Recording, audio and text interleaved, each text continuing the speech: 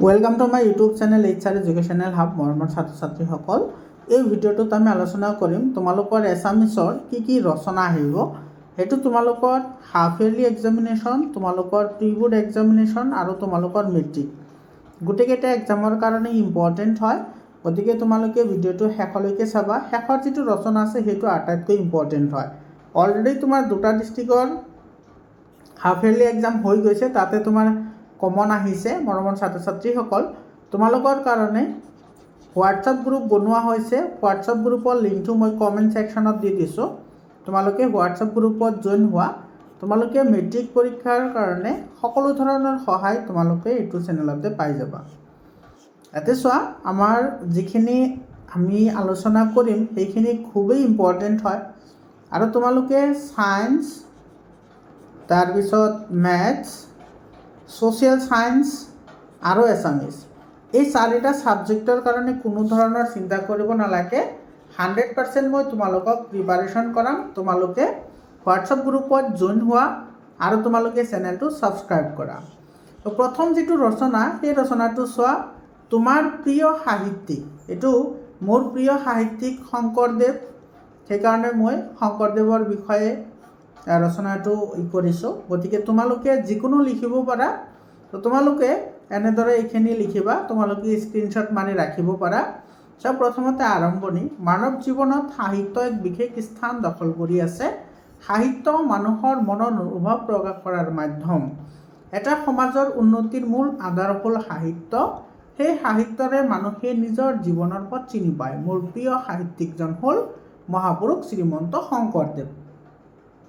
মৰমৰ ছাত্ৰ ছাত্ৰীসকল, তোমালোকে এইখিনি স্ক্ৰীনশ্বট মাৰি তোমালোকে ধুনীয়াকৈ লিখিব পাৰিবা। এতিয়া তাৰপিছত চোৱা, শংকৰদেৱৰ পৰিচয়। যিহেতু তোমাৰ ৰচনা মই দেখা পাইছোঁ অসমৰ বহুত ইউটিউব চেনেলে ৰচনা আপলোড কৰিছে, কিন্তু তোমালোকে ৰচনাটো কেনেদৰে লিখিবা, কি লিখিবা সেইখিনি দিয়া নাই। কিন্তু মই গোটেইখিনি দি দিছোঁ, কাৰণ মই তোমালোকক সদায় 100% দিবলৈ বিচাৰোঁ। তোমালোকৰ ছায়েন্স, মেথছ, ছ'চিয়েল ছায়েন্স আৰু এছামিছৰ 100% কণ্টেণ্ট অলৰেডি আপলোড কৰা আছে। তোমালোকে প্লেলিষ্টত গৈ ভিডিঅ' চাই ল'বা, য'ৰ পৰা তোমালোকে মেট্ৰিকত কমন পাবা। এতিয়া পৰিচয় চোৱা, তোমালোকৰ হাফ ইয়াৰলি এক্সামিনেশ্যনতো কমন আহিব, প্ৰি বোৰ্ডতো কমন আহিব, লগতে মেট্ৰিক পৰীক্ষাতো কমন পাবা। ঠিক আছে? তো চব পৰিচয়খিনিত তুমি এইখিনি লিখিবা। শংকৰদেৱৰ জন্ম 1449 চনত। এইটো নগাঁও, বৰপেটা নহয়, এইটো নগাঁৱৰ আলিপুখুৰী গাঁৱৰ এইটো বজালিত চুকত জন্ম হৈছিল। তেওঁৰ পিতৃ কুসুম্বৰ ভট্ট আৰু মাতৃ হৈছে সৎসৰী। শৈশৱৰ পৰাই তেওঁ মেধাৱী আছিল। শিক্ষাৰ বাবে তেওঁ গুৱাহাটী, তাৰপিছত তোমাৰ বঙাইগাঁও আদি ঠাইলৈ গৈছিল। জীৱনৰ পিছৰ ভাগত তেওঁ সমাজ সংস্কাৰ আৰু ধৰ্মীয় স্থাপনৰ কাম আৰম্ভ কৰে। তেওঁ বৈষ্ণৱ ধৰ্ম সমাজত বুজাই দিছিল আৰু সকলোৰে মাজত ভাতৃত্ব, সমতা আৰু প্ৰেমৰ বাণী প্ৰচাৰ কৰিছিল। তাৰপিছত চোৱা, ভাল লগাৰ কাৰণ। তুমি কিহৰ কাৰণে শংকৰদেৱক ভাল পোৱা সেইটো কাৰণো লিখিব লাগিব। শংকৰদেৱৰ বহুমুখী প্ৰতিভাই মোক গভীৰভাৱে আকৰ্ষণ কৰে। তেওঁৰ অতি সৰল ভাষাত ভাগৱতৰ বহু অংশ অনুবাদ কৰিছিল, যাতে সাধাৰণ লোকে সহজে ভগৱানৰ বাণী বুজি পায়। তেওঁৰ কীৰ্তন ঘোষা আজিও আমাৰ নামঘৰত পঢ়া হয়। তেওঁ ভক্তি আন্দোলনত জাগ্ৰত কৰি অসমীয়া সমাজত নতুন শক্তি প্ৰদান কৰিছিল। সংগীত, নাচ, নাটক, চিত্ৰকলা আদি সকলোৰে ক্ষেত্ৰতে তেওঁৰ অৱদান অতুলনীয়। অংকীয় নাট অসমৰ নাট্যকলাৰ নতুন দিশ খুলিলে। সঁচাকৈ তেওঁৰ আদৰ্শ, দয়া, ভক্তি আৰু ভাতৃত্বৰ শিক্ষা মানুহক সুপথত চলিবলৈ সহায় কৰে। মই ব্যক্তিগতভাৱে তেওঁৰ সৰল ধৰ্মীয় শিক্ষা আৰু মানুহক একত্ৰিত কৰাৰ প্ৰচেষ্টাত বহুত অনুপ্ৰাণিত হওঁ। আৰু সামৰণিত তুমি কি লিখিবা? শংকৰদেৱ কেৱল এজন সাহিত্যিক নহয়, তেওঁ এজন সমাজ সংস্কাৰক, ধৰ্ম প্ৰচাৰক আৰু অসমীয়া জাতি গঠনকাৰী। তেওঁৰ অৱদানে আজি অসমীয়া সমাজ, সংস্কৃতি আৰু ধৰ্মীয় জীৱনৰ ভিত্তি গঢ়ি তুলিছে। সেইকাৰণে মহাপুৰুষ শ্ৰীমন্ত শংকৰদেৱক মই মোৰ প্ৰিয় সাহিত্যিক বুলি গৌৰৱৰ সৈতে ক'ব পাৰোঁ। তেওঁ আমাৰ সকলোৰে বাবে এক অনন্ত প্ৰেৰণা। তাৰপিছত চোৱা, মৰমৰ ছাত্ৰ ছাত্ৰীসকল, এইটো হৈছে তোমাৰ বিজ্ঞানৰ অৱদান। এইটো হৈছে কি? বিজ্ঞানৰ অৱদান। বা তোমাক এইটো এনেকৈ আহিব পাৰে যে দৈনন্দিন জীৱনত বিজ্ঞানৰ অৱদান বা বিজ্ঞানৰ ব্যৱহাৰ।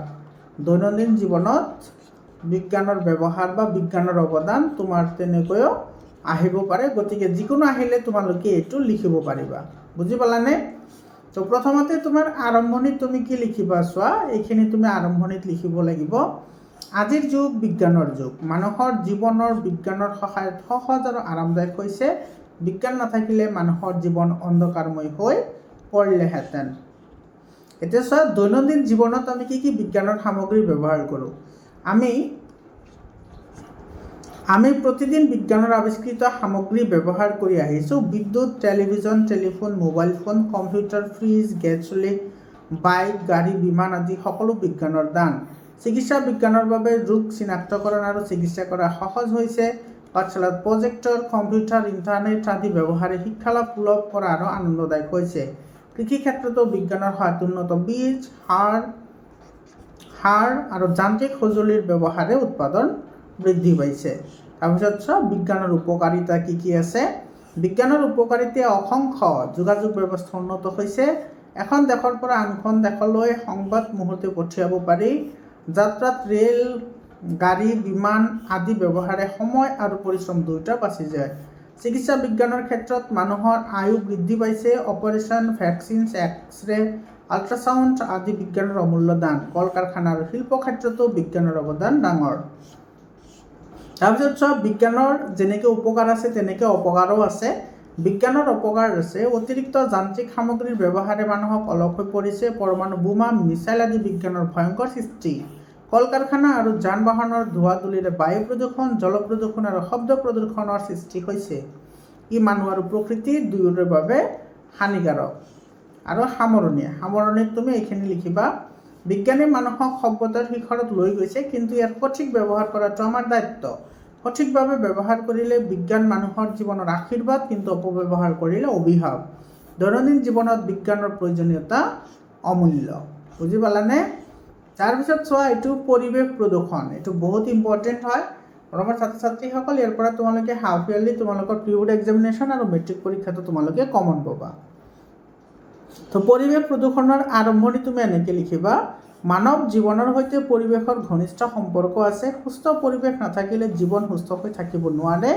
কিন্তু আজিৰ যুগত বিজ্ঞান আৰু শিল্প কল কাৰখানাৰ উন্নতিৰ সৈতে পৰিৱেশ প্ৰদূষণ দিন দিন বৃদ্ধি পাইছে। তাৰপিছত তোমাৰ পৰিৱেশ প্ৰদূষণৰ কাৰণ, এইটো ভাগ আছে, এইটো লিখিবা। পৰিৱেশ প্ৰদূষণৰ প্ৰধান কাৰণ হৈছে মানুহৰ নিজেই। কল কাৰখানাৰ পৰা ওলোৱা ধোঁৱা, যান বাহনৰ ধোঁৱা, প্লাষ্টিক, কেমিকেল সাৰ, বিষাক্ত গেছ আদি ব্যৱহাৰে বায়ু, পানী আৰু মাটিক প্ৰদূষিত কৰি তুলিছে। বন উজাৰি ধান খেতি, ঘৰ, ৰাস্তা আদি নিৰ্মাণ কৰাটো এক গুৰুত্বপূৰ্ণ কাৰণ। পৰিৱেশ প্ৰদূষণৰ প্ৰকাৰ চোৱা।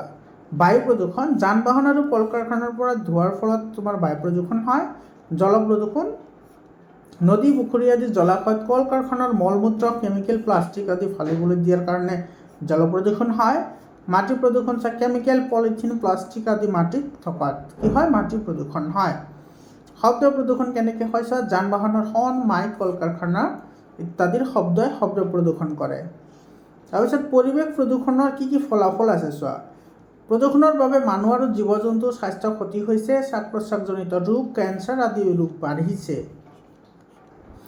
জলে প্ৰদূষিত হোৱাৰ বাবে মানুহৰ কলেৰা, টাইফয়েড আদি ৰোগত ভুগিছে। মাটিৰ উৰ্বৰতা হ্ৰাস পাইছে। গ্ৰীণ হাউচ ইফেক্ট আৰু গ্লোবেল ৱাৰ্মিঙৰ ফলত পৰিৱেশৰ সন্তুলন ভাঙি পৰিছে।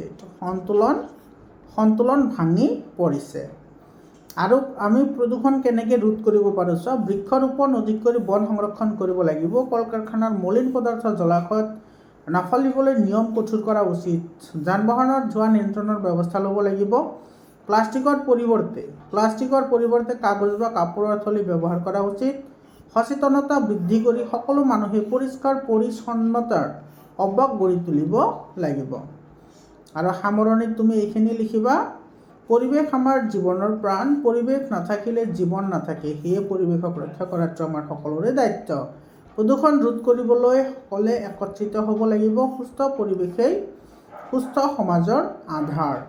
বুজি পালানে? তাৰপিছত চোৱা, এইটো বহুত ইম্পৰ্টেণ্ট হয়, কুটিৰ শিল্প, অসমৰ কুটিৰ শিল্প। তো এইটোৰ তুমি ৰচনা কেনেকৈ লিখিবা? প্ৰথমতে আৰম্ভণিত এইখিনি লিখিবা।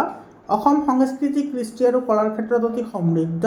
ইয়াৰ ভিতৰত কুটিৰ শিল্পৰ বিশেষ স্থান দখল কৰি আছে। কুটিৰ শিল্প অসমীয়া সমাজৰ গৌৰৱ আৰু মানুহৰ জীৱিকাৰ এক গুৰুত্বপূৰ্ণ উৎস। কুটিৰ শিল্পৰ অৰ্থ কি চোৱা? যি শিল্পকৰ্ম গৃহস্থলীত হাতৰ কামৰ দ্বাৰা চলি থাকে তাক কুটিৰ শিল্প বোলা হয়। ইয়াৰ বাবে ডাঙৰ পুঁজিৰ প্ৰয়োজন নপৰে। অসমত বিশেষকৈ হাততীয়া কাপোৰ বন, পিঠা পনা বনোৱা, মাটি ভৰা সামগ্ৰী, বাঁহ কেঁচাৰ সামগ্ৰী, চিৰি চকী আদি কুটিৰ শিল্পৰ অন্তৰ্গত। তাৰপিছত চোৱা কুটিৰ শিল্পৰ অৱনতিৰ কাৰণ। কুটিৰ শিল্প অৱনতিৰ বহু কাৰণ আছে। যান্ত্ৰিক যুগত মেচিন দ্ৰুতগতিত সামগ্ৰী উৎপাদন কৰাত হাতেৰে বনোৱা সামগ্ৰী পিছে পৰি গৈছে। বজাৰত বিদেশী সামগ্ৰী সহজে লাভযোগ্য হোৱাত কুটিৰ শিল্প সামগ্ৰী বিক্ৰী কমিছে। পুঁজিৰ অভাৱ, প্ৰচাৰৰ অভাৱ আৰু যুৱ সমাজৰ অনাগ্ৰহও এই শিল্পৰ অৱনতি ঘটাইছে। আৰু ইয়াক আমি কেনেকৈ উন্নয়ন কৰিব পাৰোঁ তাৰ উপায় কি আছে চোৱা? কুটিৰ শিল্পক ৰক্ষা কৰিবলৈ চৰকাৰে বিশেষ সহায় আগবঢ়াব লাগিব। ঋণ আৰু পুঁজিৰ সুবিধা দিব লাগিব। শিল্পীসকলক প্ৰশিক্ষণ আৰু নতুন ডিজাইন শিকাব লাগিব। কুটিৰ শিল্প সামগ্ৰী দেশত বিদেশত প্ৰচাৰ আৰু বিক্ৰীৰ ব্যৱস্থা কৰিব লাগিব। যুৱ সমাজক এই শিল্পৰ ফালে উৎসাহিত কৰি আত্মনিৰ্ভৰশীল কৰিবলৈ স্কুল কলেজৰ পৰ্যায়ত সচেতনতা সৃষ্টিৰ প্ৰয়োজন। আৰু সামৰণিত তুমি এইখিনি লিখিবা যে কুটিৰ শিল্প আমাৰ ঐতিহ্য আৰু সংস্কৃতিৰ গৌৰৱ। এই শিল্প সংৰক্ষণ কৰিলে গ্ৰাম্য অৰ্থনীতি মজবুত হ'ব আৰু যুৱ সমাজৰ বাবে কৰ্মসংস্থান সৃষ্টি হ'ব। সেয়ে অসমৰ কুটিৰ শিল্পৰ বিষয়ে আমাৰ সকলোৰে দায়িত্ব।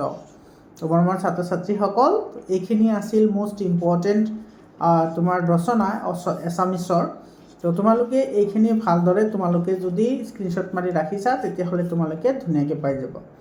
আৰু তোমালোকৰ জিলাত এক্সাম হৈ গ'লে 7002824673 এইটো মোৰ পাৰ্চনেল হোৱাটছএপ নম্বৰ হয়। এইটো নম্বৰত তোমালোকে PDF আকাৰে কুৱেশ্যন পেপাৰ পঠাই দিবা। মই তোমালোকক সেইখিনি চলিউশ্যন কৰি দি দিম। মৰমৰ ছাত্ৰ ছাত্ৰীসকল, আজিৰ কাৰণে এইখিনিয়ে। আকৌ লগ পাম বেলেগ এটা ভিডিঅ'লৈ। ধন্যবাদ।